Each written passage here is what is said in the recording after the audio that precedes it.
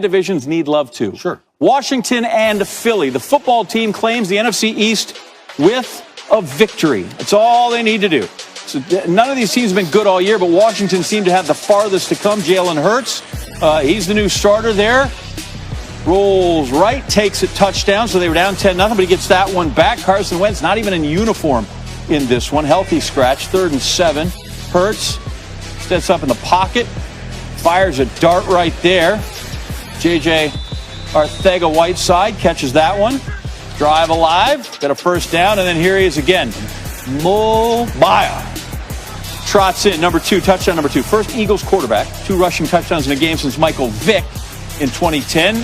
Not as fast, but certainly they look like they have similar games. Eagles lead 14-10. After 3 and out, 30 seconds left in the first half, Alex Smith beat the clock up top. Logan Thomas elevates and catches that one. Comes down with it. Washington comes down with the lead, 17-14. Jump into the third quarter, second half. 5 minutes remaining. Smith's pass to J.D. McKissick. Ripped out by Marcus Epps. It's an interception. We're going the other way. That's just a guy who wants it, or actually realizes he has it and hangs on to it. Epps takes it from him. Eagles, good field position. Hurts, try to keep him in the pocket, keep him in front. He breaks it outside. Throws that ball out of bounds. Doug Peterson, coach, I've got it on there. He's got a 4th down play.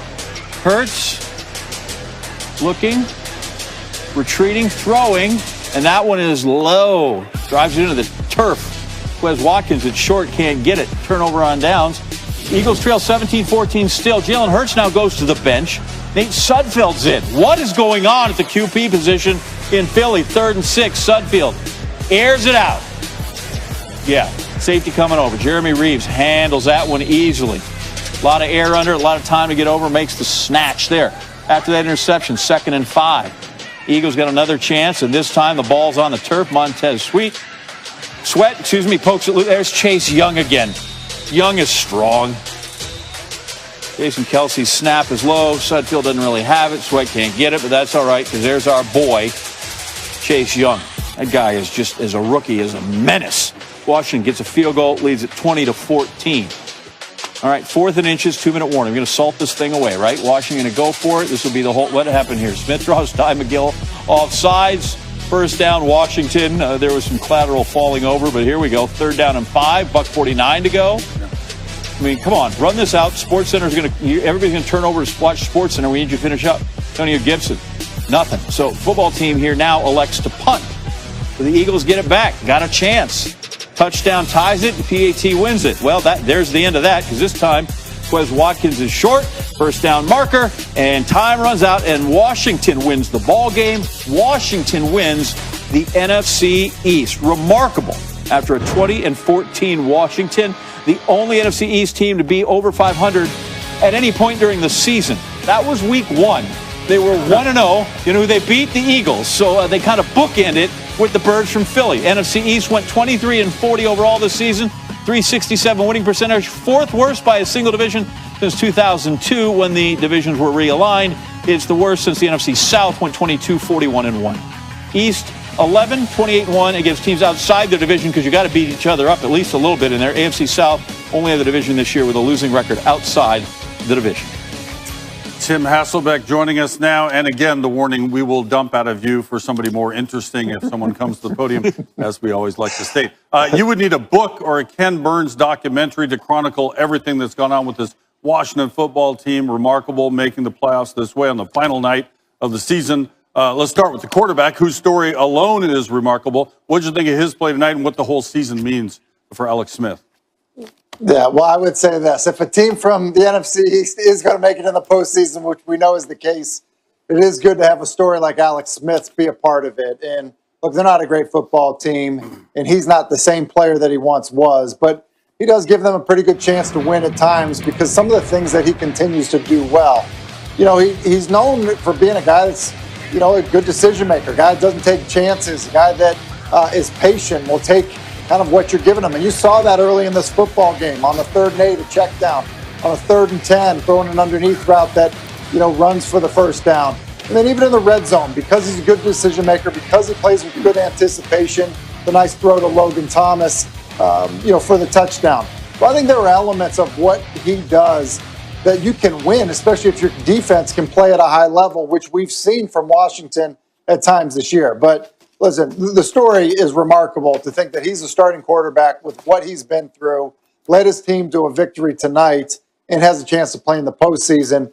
It really is amazing. I imagine Doug Peterson is answering one of the questions we'll ask you right now. There were several, in fact. There was not going for a field goal that was a sure thing to tie the game, although the receiver was wide open. Keep that in mind, so they could have pulled it off. And then also he says, hey, let's have a quarterback competition in the fourth quarter. What do you make of some of those decisions toward the end? It was really bizarre because there obviously was a lot at stake, not necessarily for the Philadelphia Eagles. But I just know this, Kenny.